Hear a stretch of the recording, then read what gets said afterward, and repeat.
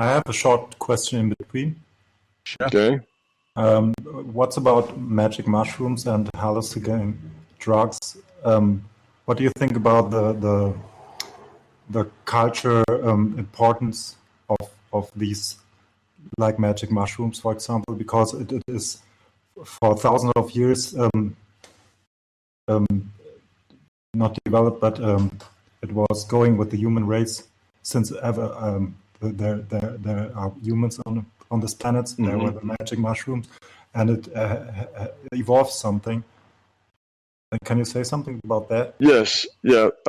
Drugs in general, some drugs do indeed put you into an altered state of consciousness. They do indeed, if they will, blast you into non-physical reality. And it's not that that's just a hallucination. They really put you into the non-physical reality.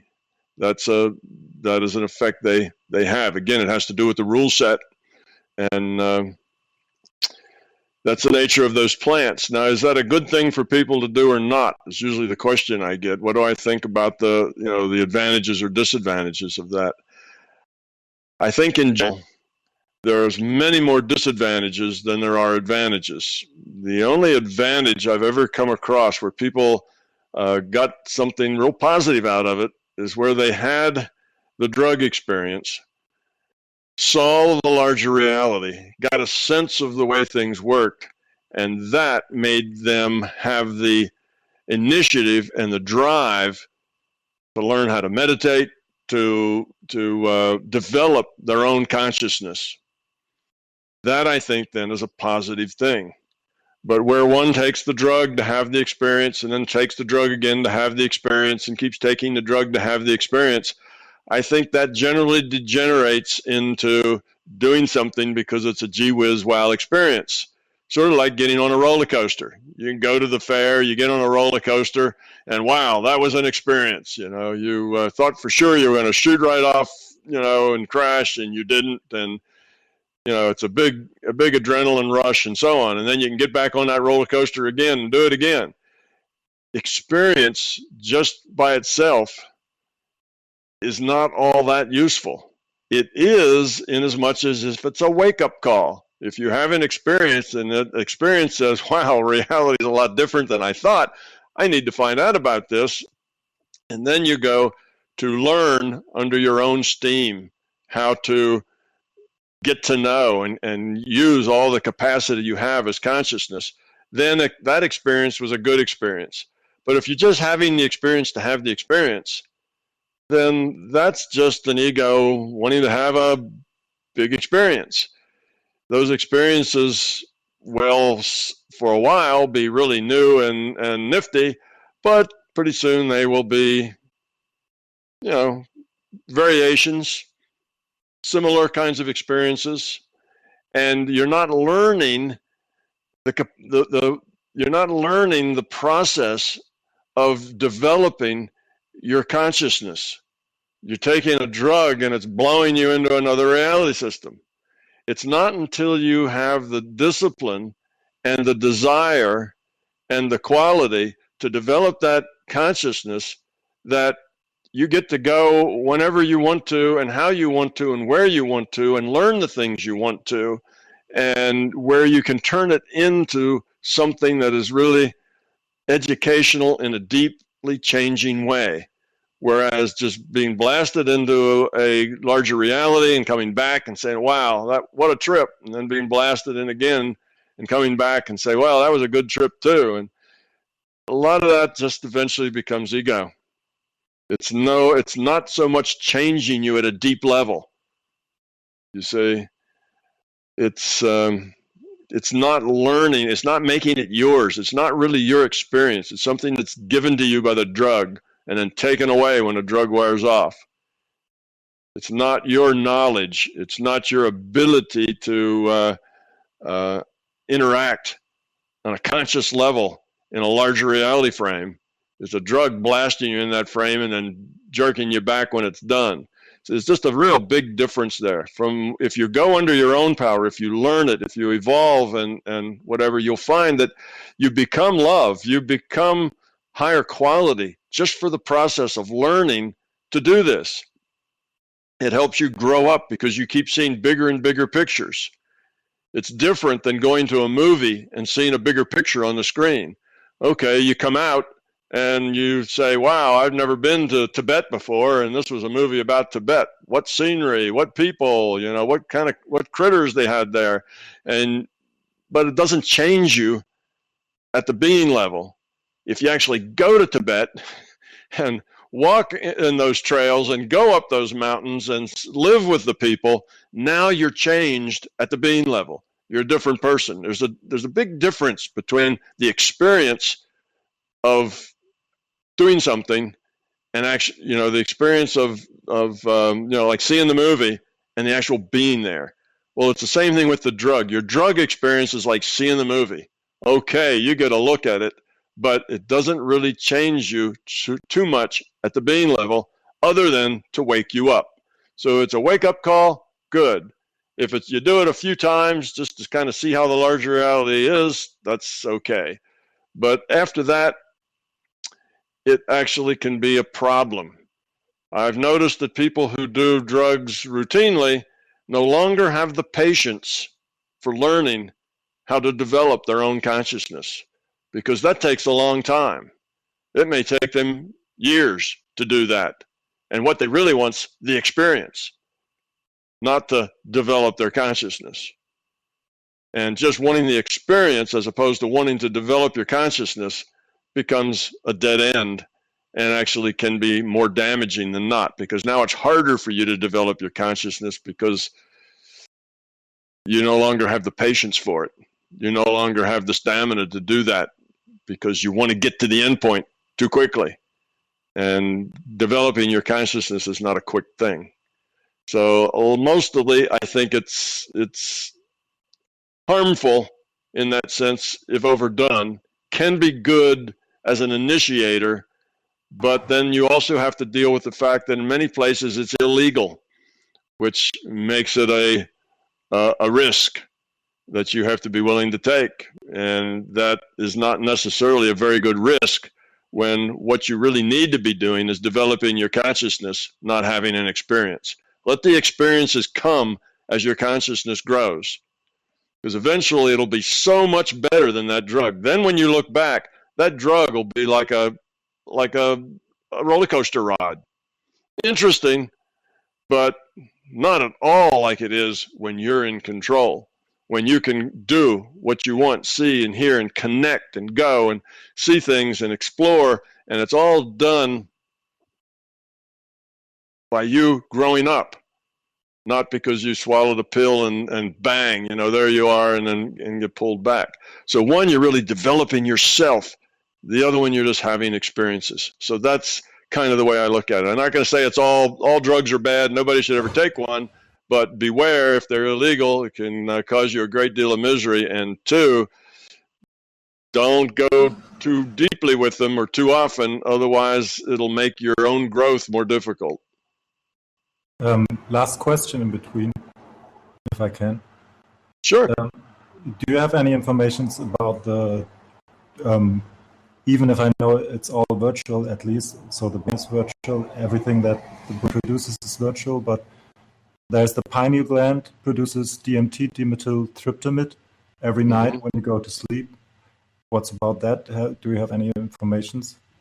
Well, it does. And DMT is one of those drugs that I was talking about that will blast you into another reality frame. You know, it's not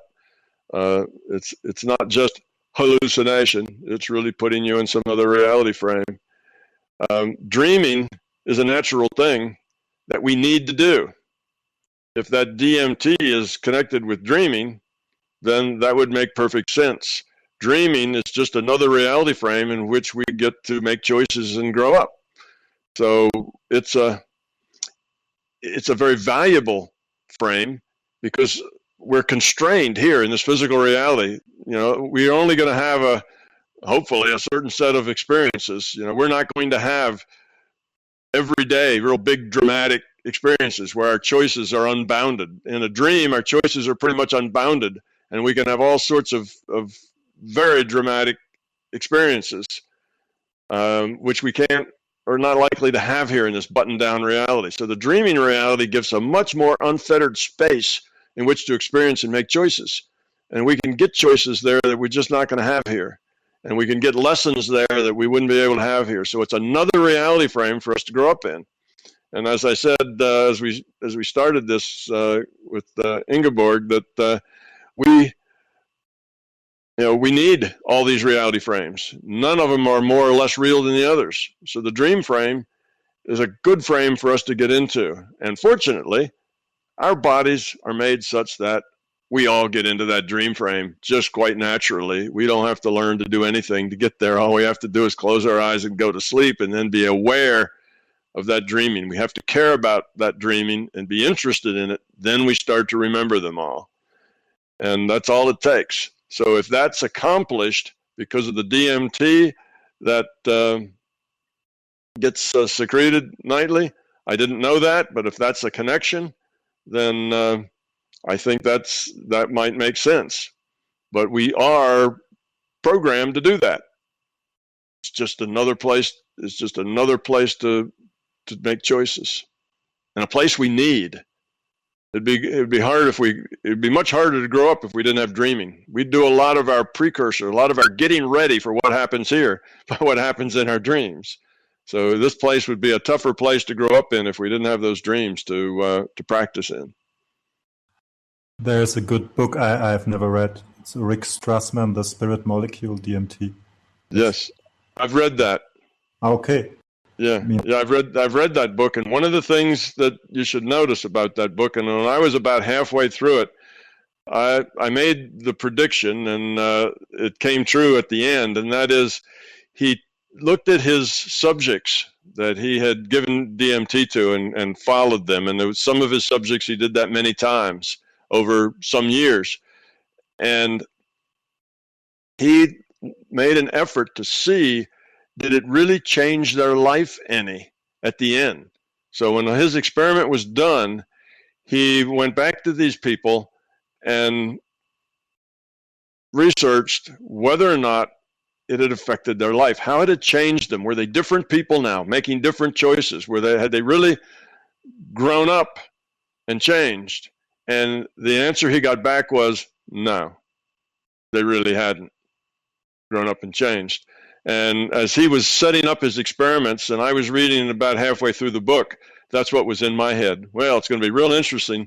I hope he follows and sees what these people do, because I suspect that in the end, it won't have really changed them and made much difference. Now, it made more difference to some than to others, but the general outcome of that study was no long-term results. So everybody had a really good time, and when they were having these experiences, they said that these experiences were life-changing, peak experiences of their whole lives. But when it got down to it, and you asked them 5 years later or 2 or 3 years later, whenever he did that, what's the impact it's had on your life? It was not much of anything. So that's the point I was making earlier. It's different than growing your being is a different thing than taking a drug to get you into another reality system. The one of them is a growing thing and makes you different, and the other one is a set of experiences that come and go like experiences come and go. You're not working on changing yourself, you're just experiencing things. So his book kind of validated that idea that I had, that's the way it would work out. I'm not pretty sure, because this is a deep question to myself. But I used to take a lot of hallucinating drugs in my life, and I'm not sure if I would meet you how I meet you right now if I wouldn't do that. I don't know how my life would go in different directions, but this drug, especially LSD, changed my life in such a hard way, because I stayed like a child. So my whole life was like seeing everything like with the child eyes, and every time I missed it, I took the drug, and it it came into my pure day life. Even if I haven't taken any drugs, it's already changed my person. And in my community, I'm not the crazy guy, but I'm the special guy, and that's what the drug made out of me. So you know what I wanted to say. I suspect it would have been very different had you not taken the drug. You would have taken a different path entirely, and I would suggest that your potential for growth is greater without the drug than it is with the drug, because it requires a lot more work on your part to become grown up, and a lot more effort, and the growing is really kind of different. Now, it changed you, yes, but I suspect the change would have been different. And it could have been that if you hadn't taken the drug, you would have just never really gotten involved in spiritual things at all. You may have just, gotten a job, 2.5 children, live in the suburbs, work in a factory, and that may have been your whole life. Well, that's possible too. It's you can't tell what could have happened, that you didn't do. But it also may have been that you did have an interest in spiritual things, which is what maybe led you to be interested in the drug to begin with, and that you would have developed the capacity to experience those realms in a way that was under your control, in a way that you could learn from, in a way that was consistent, in a way that would have given you a much more coherent bigger picture than usually the kind of fractured bigger picture you get from drug experience. Now, I'm just making that up. I don't know. You've lived it, but there's no way to know what would have happened if you did something different. That's just the way it is. Well, there is a way. You can go back into those history databases. If you have that discipline in your mind where you can go into the databases and query them, you can go back and ask that question. What if I had taken a different route? Where would I be? What would be my experience set then? And you just look at the probabilities. It doesn't mean that actually would have happened. It just means that's what the most likely thing was, if you ask for the most likely.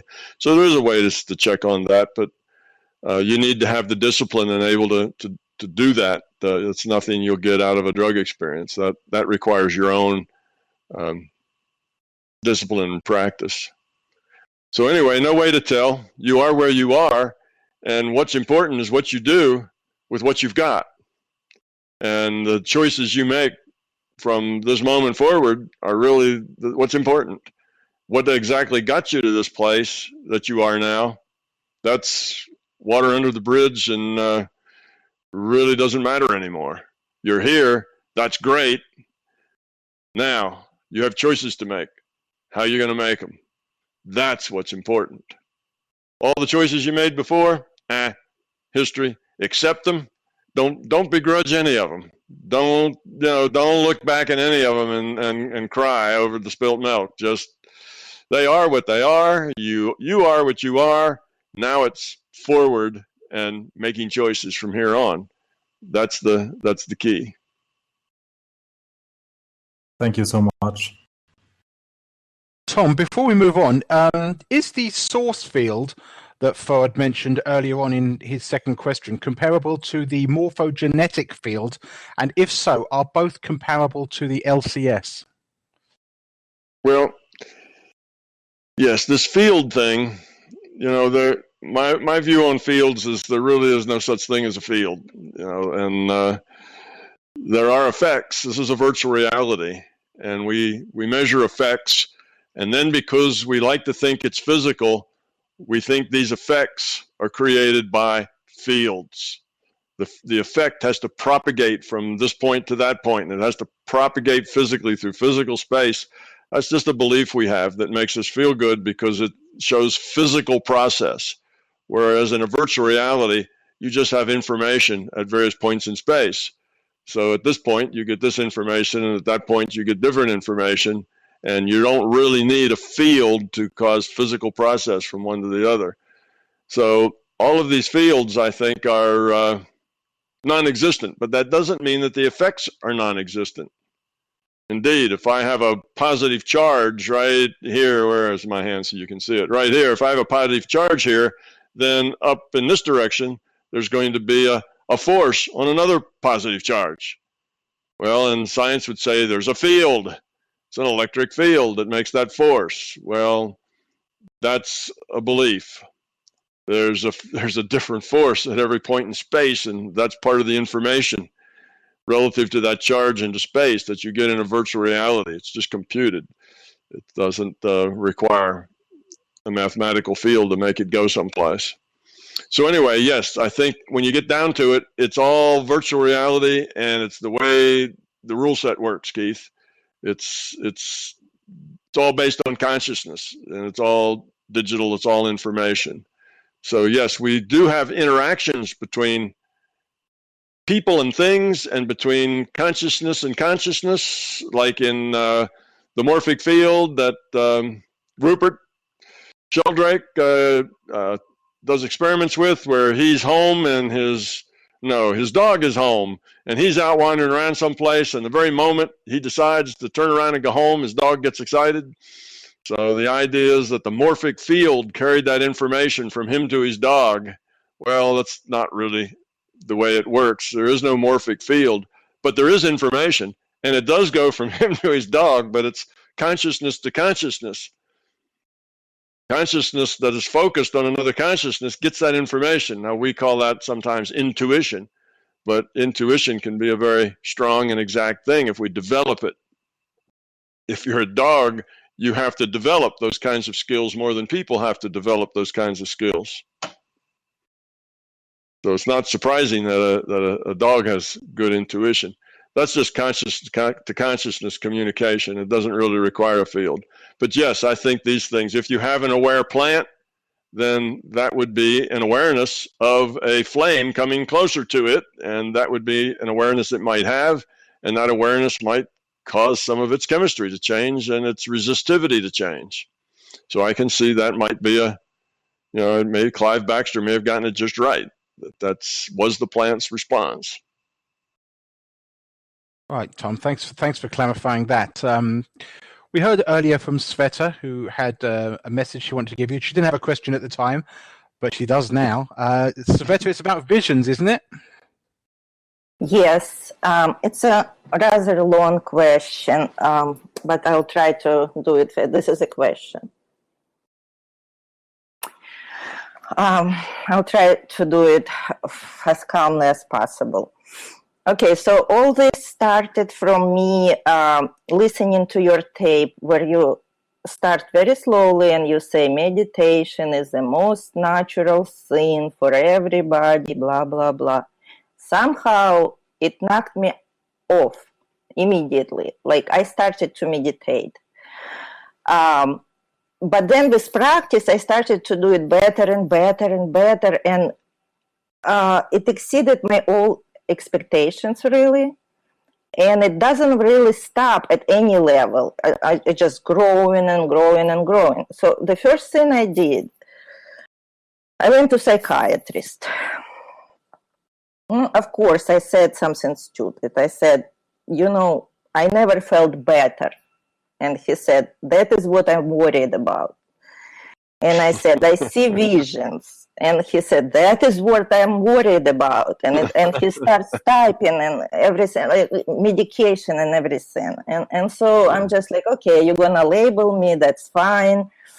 I feel fine. I know what's bipolar. I know things about psychology, psychiatry. And I don't feel that it's it.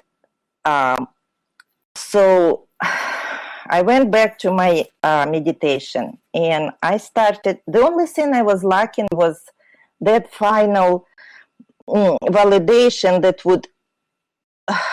I would stop doubting. Something.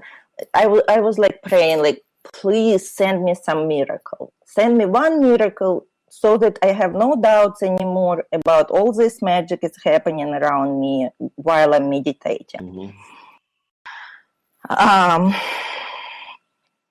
So when I asked that question, magic started to happen like crazy in the form of visions.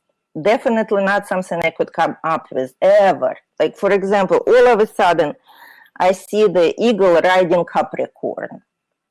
And I don't know anything. Like, I was searching Google for this image. There is nothing. It's not detected in humans' history, this particular image.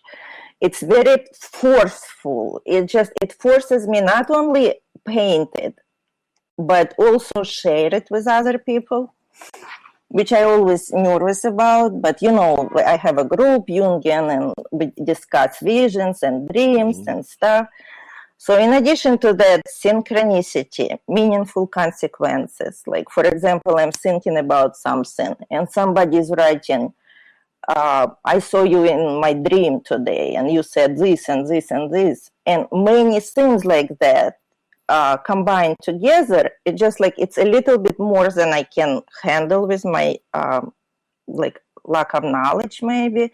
So my question is, what do you think it all means in terms of MBT? Is it channeling, or like, I understand I need to discipline myself and learn more about it and practice.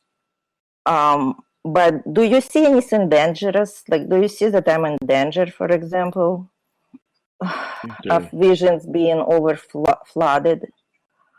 No, I don't see it's dangerous. You asked the question. You wanted to see something that would make you understand that it was real. It was outside of you, something you weren't making up. And you got that. And you probably got more. Yeah, in abundance. Yeah, you got it and got it and got it. You got it so much that it was very hard for you to say that all these individual things, you know, were just parts of your imagination. Because like you say, you are an artist, I believe. And these images, you know, were not something you created because they weren't in you. That's not part of you. They were outside of you. So clearly you're getting information from some source other than yourself. And why would you do that? Well, because the consciousness system sees that here's a person who is ready to grow. Here's a person that's ready to see a larger reality. They are primed for it. They're asking for it. And so then the system decides to work with you. They say, okay, we can help her. We can help her see this. And what they did is, because you are an artist, they work with images. That's a very good thing to work with. And they send you images, and these images may have meaning. The meaning for the image may come later, after the image. You may connect it to something, or you may... Oh, yeah, definitely. Yeah, so that's just... They're just there trying to get you to feel relaxed and familiar and accept that this is the way reality is, that there is a larger consciousness system out there, and it is working with you, and you're getting these things. And if you can just relax and accept that that is the case, now I don't mean believe it, I just mean accept that that is what you're experiencing. Not a matter of believing it or not believing it. It's just a matter of saying, this is what I'm experiencing, and be open to it, and be open for it to change. And don't be afraid to ask questions. Don't be afraid, because you ask a question, which was, you know, give me a sign, right? Let me know that this is not just something I'm making up, and you got a result. And that'll be true for most of your questions. If you ask a question that is on the path of you to grow, then you'll probably get some good information back, and it probably won't take very long. It may not be the information that you were expecting, and it may not be in the form that you were expecting it. No, never. But you'll get it just the same. So you just be open to that, and be glad that the system has found you, recognized that you are ready, and is working with you. So just be open to learning what you can learn. And as you get these images, think, what can I learn from this? What is the lesson? What is the lesson here that I'm learning? And then you'll find that once you kind of got the lesson, it'll change, because you don't need to do that anymore. You already have that lesson. So as you internalize the lesson, understand it, and you go there, then your whole thing is going to change. You'll start getting different sorts of things. Like what, for example? What can be bigger than this? Like, will I start flying, or will I disappear from this plane? I can't even imagine bigger happiness than this. Yeah, well then you'll just have to be surprised, but things will happen. It's hard to tell. It's very personal to you. It'll be something that will mean something to you, and it may not be a big thing to anybody else, but it'll be something that will have a big meaning to you. So you're just at the beginning of launching this learning period, and be open to it. Look for your lesson. What should I learn from this? How can I grow from this? How does this make me better? How do I get a bigger picture from all of this? Yeah, I'm not there for a ride, for sure. Yes. So you're doing the right thing. Just don't let it overwhelm you. It overwhelms you at first because you didn't realize it was all there. And this realization is a really big deal, that all of this is here and I'm getting it. Not somebody else. It's my experience. I know, like I believe in miracles, but miracles happening to me, that's hard to believe, Yeah, so just accept that it is what it is, and now have a focus on what can I learn from it. And as you have questions, put those questions out there, and you will probably get answers, because the system is aware of you. They're aware of your effort and trying, and it'll work with you. There are many, many entities and imaginary friends that I have now. I used to have them before, but I didn't distinguish them. Now I have names. Now I can distinguish different voices. Like I have a poet that all of a sudden starts speaking in rhymes, which I never learned, and I have a painter, and I have all these parts of me, or it's different entities. What is it? Could be both. The point is, it doesn't really matter. Don't get twisted around the idea of, you want to know, who are these people and why are they there, and these sorts of things. That's kind of a holdover from being in this reality. That's the way we act in this reality. If somebody walks into your house, you want to know, who are they and why are they there? Right. What do they want? Yeah. You see, but this is different. I don't feel them being negative at all. Yeah, this is different. They are parts of you that the system is maybe showing you, just so you are more acquainted with you, the whole person. They may be interfaces with the system in different aspects that you can relate to differently. That's why they have a different, kind of a little different motif, or a different being for the various points and ideas. They may be trying to draw you out in certain ways, but for all of it, just let it come, however it is, let it be, whatever the beings are, whatever they say, however you communicate with them, always be open to them, always be skeptical of whatever you get, and always ask the question, how can I grow from this? How does this make me a better person? How can I use this to grow up? And if you get an answer, I can't use it anymore. Okay, I used it initially because it helped open my eyes, but it's really not giving me anything too useful anymore. Then let it go. And you can let it be known. Use your intent to say, can we move on?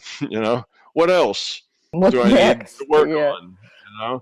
And then you're in a class, and the class is going to be custom designed just for you.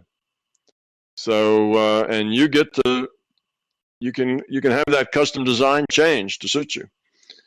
So it should be a really happy and good time for you. Oh yeah.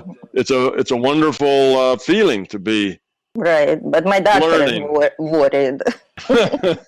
Yeah, well, they tend to do that. You should tell him next time. I think you worry too much. Your worry is worrying me. You worry Maybe too much. you need some medication. Yeah. No, you don't need medication. You just need to go with that flow and see where it takes you. Your skepticism will make sure that it always takes you to a good place. Yeah. If you're not learning and growing from it, if it isn't loving and caring, and it's not a good place, then you need to turn it off. As long as it's taking you to a good place, which means you're learning and growing from it, then enjoy it, be with it, engage it. When you get a voice that tells you something, ask it questions, interact with it. It's there for you to use. Thank you. You know, And Tom, there is no danger. The only danger is your fear. If you have fear, and you get frightened of it, and you start thinking, "Am I going crazy? You know, is this evil spirits?" And you get yourself into a fearful loop. Then you can do yourself some harm. But can I tell you one story? I met devil. He was with red face and everything, and I wasn't afraid at all. I was just looking at, I was very interested to meet him, and he had this face like he was trying to scare me, and all of a sudden he just like broke into laughing. So the visions are not just pictures, but they're moving, they're evolving, and I think it was very fun.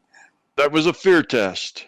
Wanted to see what your level of fear was, and it sounds like you passed the fear test. So when you pass, then it goes away, or it starts to laugh, or something changes. It's fun. It's a lot of fun. Thank you for It wouldn't happen without you, of course. Never. You're welcome. Thank you very much. Tom, there's a fantastic British drama that Donna and I are watching at the moment. It's called River, with Stellan Skarsgård. It's about a cop in London who can talk to the dead, and he should be listening to them more. So anyone who can watch that on Netflix or anything like that, we would recommend you check that out. That's really kind of cool. We're going to move on to a question about metaphysical interactions from Lazy Vulpes. I did my homework, by the way. After last month of doing word pronunciations, I've been checking up all my words today to make sure we don't make mistakes. It's a long question. I'm going to read out the whole thing again. I have a question regarding metaphysical interaction, intent, and metaphysical aptitude. If power is equal to metaphysical aptitude and pure is equal to accordance with the LCS, then is power relative to pureness? Is my interaction with other IUOCs more powerful if my intent is in accordance with the logic of the LCS? Can I, for example, provide protection of a free will awareness unit or an IUOC, no matter what the prowess of intent from those beings wishing to harm the said FWAU or IUOC in question? I read a post the other day about how other beings were affecting the US presidential candidates. Okay, I didn't think this fair, so I jumped into action, protecting both Donald and Hillary from both positive and negative interactions with other beings than their designated guides, or whom was not equal to or higher than the QOC of Tom's. Now, they're going to put in a disclaimer here. They're saying, I'm not sure if I'm insane or if this is real, but it doesn't matter. Protecting Donald was easy. Hillary was harder and somewhat disgusting. So I asked Tom for help metaphysically regarding Hillary the next day. And the following days, it was a piece of cake to protect both of them. It felt like a lot of low QOC beings were trying to affect Hillary, or that Hillary was herself just a horrid monster. So is metaphysical aptitude equal to QOC, quality of consciousness? Is the power of intent relative to QOC as measured by similarity to the logics of the LCS? Well, the answer to that question is yes. If what you're doing is something that is on your path to growing up, if what you're doing is making choices, doing things, it requires a choice to do something. When you're doing something, that doing follows a choice, and that choice is expressing an intent. So intent is at the root of all of these actions and doings. The things that you did with the candidates and everything else you do starts with an intent. And if that intent is one of love and of caring and of being helpful, then the success you will have with that intent will be much greater. So yes, if it's on your path to growth, and if it's a caring, loving intent, then it will carry much more energy than if it is a intent born out of your fear and expressed by your ego. If that's the source of it, then it'll be a very weak intent that will do very little. So the answer to the basic question is the right intent is a more powerful intent than a fear-based or a wrong intent.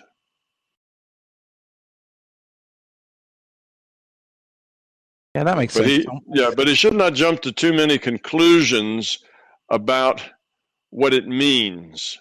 And he was right there when he said, well, I wondered, whether it was this way or that way and what it all meant, but, that's not important anyway. He made that little comment. Just stay with the idea that it's not important anyway. Do what you do, be aware and perceive, what you can, but don't tend to jump to conclusions about what it all meant or why it happened the way it happened. If you do that, you're very likely to trick yourself into believing something based on that kind of an assumption. So just have the interaction, do it, and don't try to then make a story to justify it. Let the story go, and just do what it is your intent moves you to do. But trying to say, well, then that meant that Donald was this way or Hillary was that way, and that meant that these other things. A lot of caution on that. A lot of those "that meant" are things that are coming out of ego and fear. They're hard to separate. You generally don't get a lot of "that meants" when you're out there. The information you get is all about your intent and what it is you do and how you're going to apply that intent to your action. And you can get some feedback on how effective you were and that sort of thing. But as you try to make a story to justify it and make it seem reasonable, those stories are mostly not true. It'd be better just to be very skeptical of any story that goes with it. Just live with the uncertainty and go on is a better way to approach it. Okay. Thanks, Tom. Listen, time is moving on, but we started late, so we're going to do one more. Tom, I don't know if you got a chance to see the question origins, entropy, or order from Bartosz. It's quite a long question, and there really is 4 or 5 questions in there, but it is the oldest question we have at the moment, so I really want to try and tackle it before we finish. I'm going to read it, and I'll give you the first question, then we'll stop, and maybe I'll ask the other questions as we go. Bartosz says, hi, Tom. Going back to the mystical beginnings of consciousness and AUM, sometimes when you answer related questions, you bring up the chaos theory, which I interpret as you saying that the original void was pure entropy, with pockets as random order, which allowed for the structure, logic, AUM information, or in short, our humble beginnings to exist. However, in contrast, when I read the forum, Ted Vollers brings up the void quite differently, as he actually states. From his description, I interpret quite different optics, an entirely undisturbed and calm, perfect stillness, which would point towards extremely low entropy, but almost no information as well. In his description, the void quickens, and thus we begin. My questions, he says my question, but really it's multiple questions, is therefore, 1, did we originate out of complete chaos or out of extremely low entropy? Should we start with that one? Yes, and the difference between those two is the difference between different people's metaphors. Okay, you'll see that the ancient description that has the void as being empty and quickens, well, one might ask, what does that mean that it quickens? Well, what you have to start with is this void, okay, has a lot of potential. Okay, so that's what it means. It has a lot of potential, and when it quickens, that potential starts to actualize, you see. But we have to start with a void that is empty but full of potential. So it's empty of stuff, it's empty of products, but it's full of potential. It's a pregnant void with lots of potential. Now, that's one metaphor for that. And you can see that, and you can say that if it were everything there were random, well, then there's no stuff, but there's lots of potential. And if you see randomness as nothing, there's no information. So by saying that it's random, you're really saying that there's nothing there. That's another way. Well, it's a different metaphor. So it's not that those two are in basic conflict with one another. The metaphors are in conflict, but not necessarily the intent behind the metaphor. So I'd say that either one of those metaphors will work fine, whether you consider randomness to be nothing or whether you call, randomness, the void that had nothing in it until it quickened and that potential started to actualize, or whether you have randomness in which has nothing of any value to it except potential, and then that potential begins to, emerge instead of quicken. We'll say the potential emerges from that randomness. Complexity emerges from the randomness, and it's just two different sets of metaphors that are trying to say the same thing. So it's not really a big metaphorical debate, other than which metaphor do you prefer. Okay. Part 2. If we originated out of low entropy, then aren't we just propagating it? And in the end, when our journey is far ahead of today, won't we just return to the state of unquickened void? What is the point then if we seem to be the sole origin of chaos instead of the solution? No, that logic doesn't work well, because once something quickens or emerges, quicken is just another way for saying emerge. The mathematics of emergent complexity wasn't in existence when the empty void quickened. So they use different words, you see, but they mean the same thing. But once you get something that quickens or emerges, and that thing then begins to evolve by lowering its entropy, it can become whatever it becomes. Now it is something else. It's not nothing. It's not a void. It's an emergent property that eventually becomes self-aware and then grows up through a lot of evolution to become what we now refer to as the larger consciousness system. So the larger consciousness system didn't just start out as a larger consciousness system. It started out as this quickened or emerging complexity. Then it evolved probably a very long time before it got to what we now refer to as the larger consciousness system.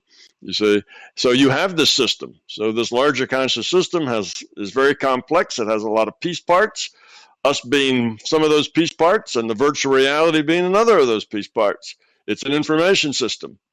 So it's not true that we just return to nothing. We're part of an emergent system that is a lower entropy system than the either randomness of the void or the nothingness of the void.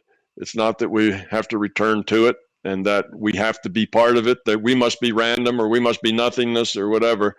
That's, I don't think, a productive way of thinking about it. Just think about it as there, once the void quickened, now there was something, and that something evolved to being the larger consciousness system over eons and eons of time. Now we have this system, and we're a piece part of that system with a job to do.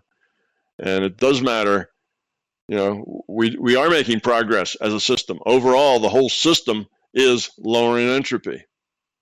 And it has to constantly work at lowering entropy just to stay even, because entropy happens.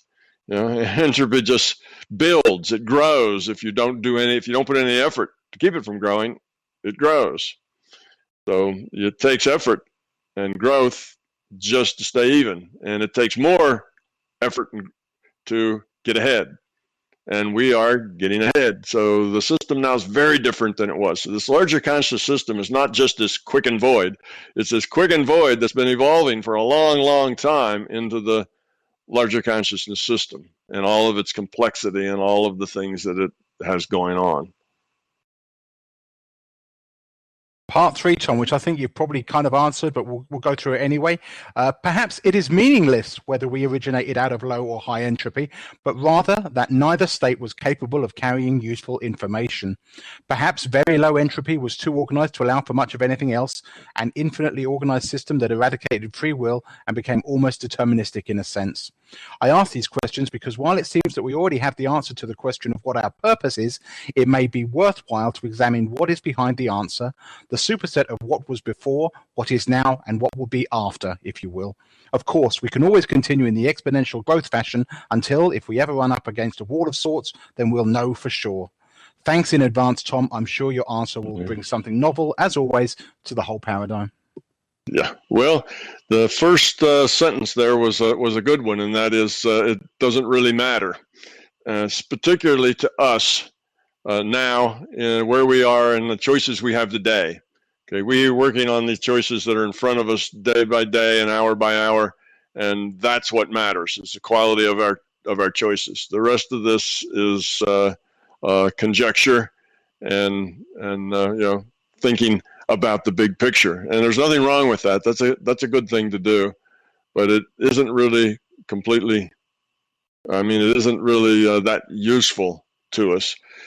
It's possible, you see, that a system could get to the point that entropy was so low that there was very little growth yet to be done. You see, but it'll never get to entropy being zero. That's like getting to infinity. You don't get to zero entropy. You just approach it. Like you can approach infinity, you can get asymptotic in your curve, but you never actually get there. Well, you do the same with entropy. You can lower it and lower it, but you never actually get to zero. So you'll never get to a place where everything stops and there's no more motion, there's no more room to go forward.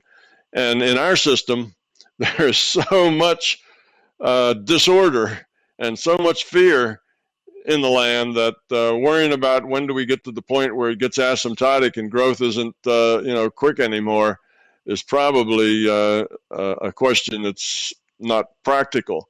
Theoretically, I deal with it in the book by saying we really don't know what happens then, and I make some what intended to be amusing what ifs, and one of them was, we're just one cell.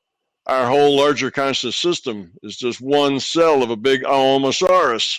And then it gets to the point that it's asymptotic to zero entropy and we're not making much changes anymore. The whole thing gets uploaded to a larger level and we start over. Or we go back to a point where there's more gains to be made. Or, the whole system changes. I mean, we don't know. So at that point, it's just kind of conjecture. It's fun to do conjecture, but it isn't important to the questions that we have now. So I don't think there's a problem that we're going to get to the point that there's no more room for growth. I believe that's kind of almost an impossibility. There's always new consciousness coming in at the bottom. It's not like there's a fixed number of IUOCs that'll never change and eventually they'll all be grown up. There's always new coming in. So we're always in a state of becoming. And as I say, you can't just get to a certain point of entropy and say, we're done, and kick back and figure you've done it, because as you do that, your entropy starts to grow. Entropy is something that just automatically increases without work being done to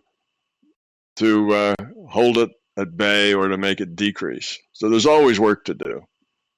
And the bigger the system, the more work that needs to be done to make it go forward. Indeed. Tom, that we do have 2 or 3 more questions, but it is running a little bit late, and I think we're going to leave it there. I do want to chat just briefly for people out there who are watching with what's going on with our Cultural Connection Tour for a few minutes, if I may, and what MBT, what we've got in the works coming up. First of all, we've got to tell everyone that Auckland, as you know, Tom, we've been talking about this, we are looking for a new venue. It started off with a gracious invite from our friend Kepper to go up to his marae up in the Coromandel in New Zealand, but unfortunately the logistics of such a remote location have made it unfeasible. So we are currently looking for a new location, a new venue, and we should have details of that coming up pretty soon. I want to take this opportunity to say a really big thank you to all those of you who have booked to attend the Frankfurt workshop. You guys, the event is just about sold out, and you have really made it possible for the whole tour to go ahead. So thank you. Some of you are here in the room today, so thank you, thank you, thank you, and thank you. But it has been difficult. I have to say, it's been a real eye opener. We do need to sell more tickets.